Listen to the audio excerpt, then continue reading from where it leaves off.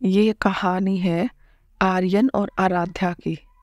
आर्यन एक छोटे से गांव का रहने वाला लड़का था जो मेहनती और आत्मनिर्भर था। उसने अपनी मेहनत से गांव में एक छोटी सी किराना की दुकान खोल रखी थी। उसकी जिंदगी में किसी चीज की कमी नहीं थी सिवाय प्यार के। वही आराध्या एक अमीर घर की लड़की थी जिसने अपनी जिंदगी में कभी किसी चीज की कमी नहीं देखी थी। शहर की भीड़ भाड़, बड़े बड़े शॉपिंग मॉल, शानदार गाड़ियाँ, ये सब उसकी जिंदगी का हिस्सा थे। उसकी जिंदगी में प्यार की कमी नहीं थी, परंतु उसे कभी ऐसा सच्चा प्यार महसूस नहीं हुआ था जो उसे एक नया एहसास दे सके। एक दिन किसी काम से आराधा का परिवार उस गांव आया जहां आर्यन की दुकान थी। आराध्या ने जैसे ही गांव का शांत और प्राकृतिक वातावरण देखा, उसका दिल गांव में बस जाने का मन करने लगा। आराध्या जब गांव में घूमने निकली तो वो एक झील के किनारे बैठकर गांव की खूबसूरती में खो गई। उधर से आर्यन गुजर रहा था और उसने पहली बार आराध्या को देखा। उसके कंधों पर खुले बाल, उसकी मुस्कुराहट और उसकी आंखों में गहराई आर्यन को एक पल के लिए वही थमा गई। आर्यन ने धीरे धीरे हिम्मत करके उससे बात की। आराध्या ने मुस्कुराते हुए उसका अभिवादन किया। बातचीत शुरू हुई और दोनों के बीच एक अनकहा रिश्ता सा जुड़ गया। आराध्या ने उसे शहर की जिंदगी के बारे में बताया और आर्यन ने उसे गांव की सादगी और अपने मेहनत भरे जीवन के बारे में बताया। आराध्या कुछ हफ्तों के लिए गांव में रहने का फैसला कर चुकी थी। वो अब रोज झील के किनारे आती और आर्यन से मिलती। उनकी मुलाकातें अब दोस्ती में बदल चुकी थी। दोनों ने एक दूसरे की जिंदगी के अनसुने पहलुओं को जाना।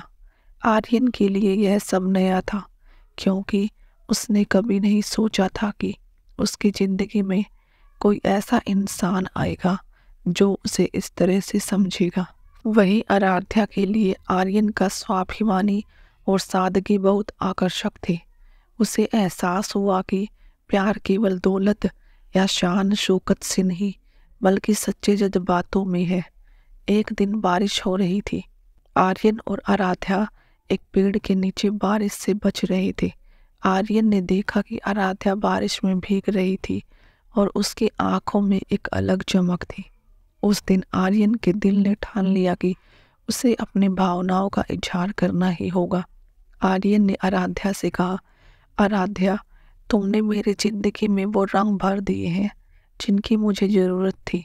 क्या तुम मेरे साथ इस सफर में हमेशा के लिए चलोगी? आराध्या की आंखों में खुशी और हैरानी दोनों थी।